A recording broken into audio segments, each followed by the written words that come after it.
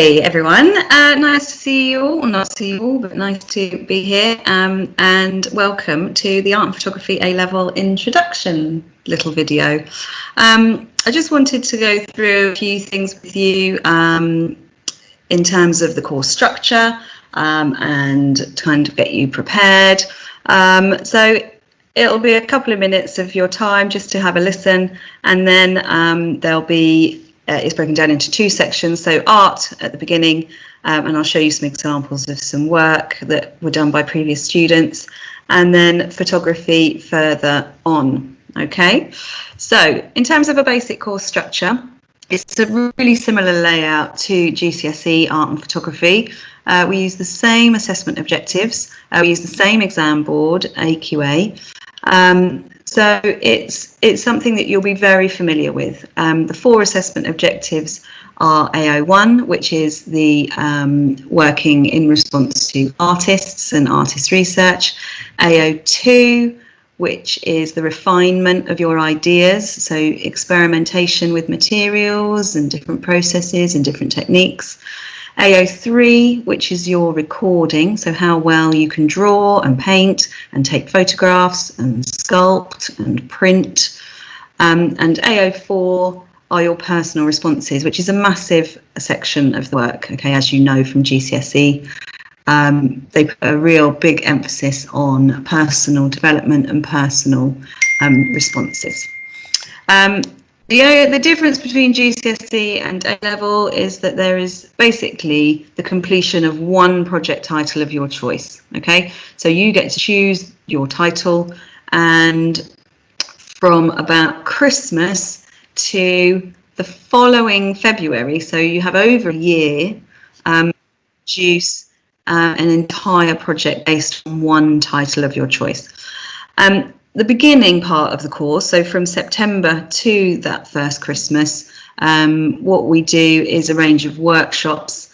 So in art, we'll be looking at drawing workshops, and in photography, we'll be looking at technical workshops. Okay, so that everybody by Christmas is warmed up and back into the swing of things, and also so that we are at a similar starting point.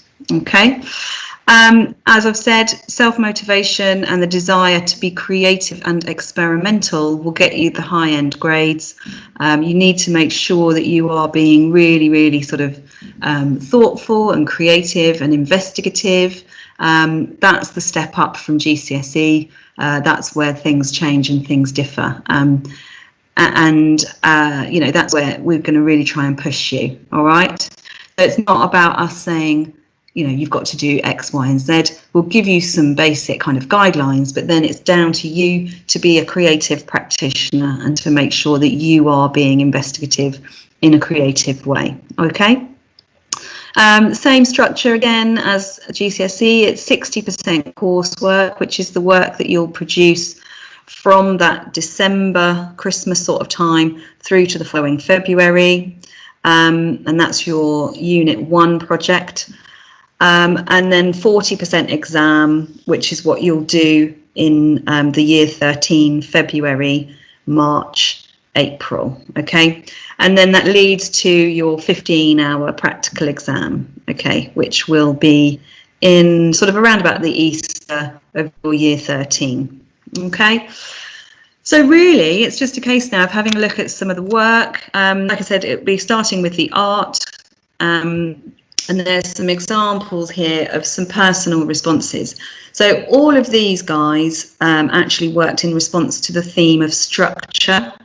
Now that's the kind of theme you could think about looking at. It should be a very broad theme, a very broad title, sort of much the same as a GCSE or exam title. Okay, something that you're going to be able to really focus on for a whole year, something that's going to keep you occupied for a whole year. Okay, so obviously the first person looked at human forms. This person looked at natural forms, so they were looking at skulls and skeletons and things like that.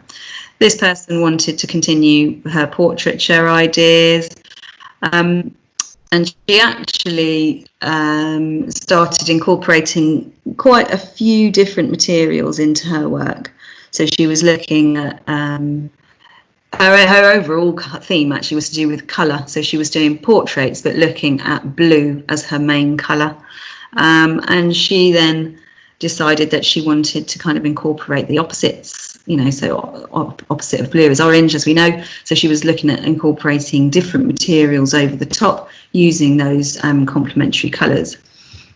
She enjoyed portraiture, and she basically focused on portraiture for the entire time, for the entire 2 years. Even her exam was portraiture, because that's what she liked to do. Again, structure-wise, people looked at buildings, at architecture, so it can be quite different as a theme. It doesn't have to be all people or natural forms. Structure obviously encompasses a wide range of things. So you could have a look at any kind of element of that one specific theme if you wanted. She also looked at shadows. That was one of her exam questions. That was her exam question, actually. So shadows.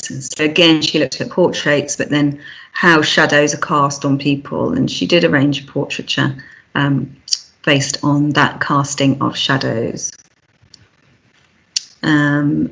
We like to look at using a wide variety of materials. And this piece here, you can see, has got a wide variety of materials. There's elements here where they're painted and then etched into. This is oil paint with some texture. This part here has been screen printed. This part here is just an acrylic painting. So they've used a variety of materials on this one piece of work. In terms of scale, we're looking at, that is quite a large board, probably over A1, slightly over A1 size. So that's the other thing that with A-level is that you'll be expected to work on a variety of scales, not just using that one sort of A3 book, if you like. Okay, you will have an A3 sketchbook, and you'll work through that, and that can be where you do all your experimentation and all your thoughts go into that, all your artist research goes into that. But we do want to emphasise the importance of working at a variety of scales. Okay, so moving on to photography. Now, some people tend to do both subjects, and it's kind of good. It goes hand in hand, really, because again, it's the same assessment objectives, it's the same weightings, it's the same structure, of course, it's the same layout. Okay, you choose your own theme after the initial workshop section, where this year what we're going to do is focus on technical aspects and technical sort of camera work. Okay, so this is a piece of work produced by a student. Again, they were looking at structure. We use Photoshop as our main tool, our main piece of software. So you'll get to know, if you don't already, you'll get to know how Photoshop works and how it's used at a sort of a professional level.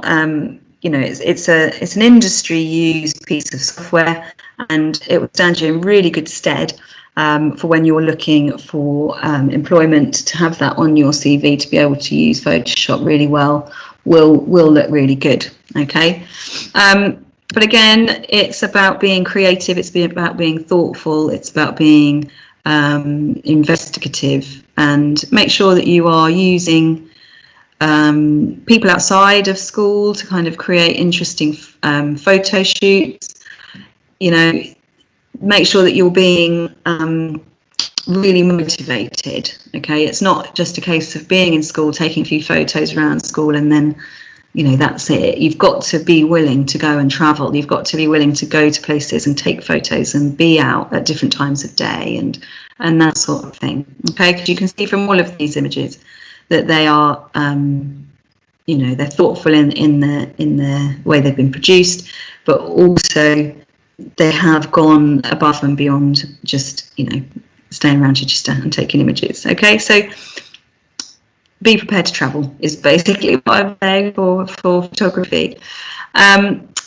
If you were interested in doing both and you hadn't yet thought about it, then do speak to either Vicky or Mr. Freeman. But if you have any questions, your first port of call really is either Mrs. Freeman or myself, and our email addresses are there, so you can email us. And also, like I said, Vicky or Mr. Freeman would be able to help you if there were any sort of specific things that were sixth form based. Okay, but it's really an unusual situation, this, but I really hope that everyone's okay and everyone's going to look forward to this subject. I think it's going to be really good fun. It's a really great subject to do at A level.